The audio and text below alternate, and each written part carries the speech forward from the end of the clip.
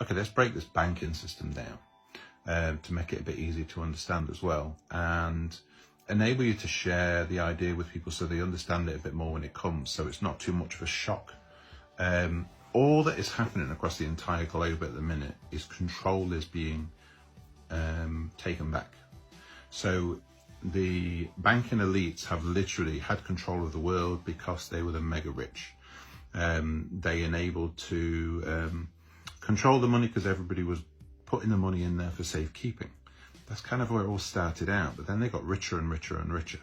And then if you look at like the Federal Reserve, the only reason the Federal Reserve got put in place is because these rich bankers managed to basically fiddle their way into getting it passed through Congress. Not the first time, I might add, the first time that it was blocked, but those people that blocked it, unfortunately, were on the Titanic. Coincidence or not, you know what I mean? Anyway, so they waited a few years later and then they went to pass it again after they basically paid off the president. That president then basically announced years later that it made a bad decision because the Federal Reserve then had control of the finances of the US. They were dictating to the US Treasury.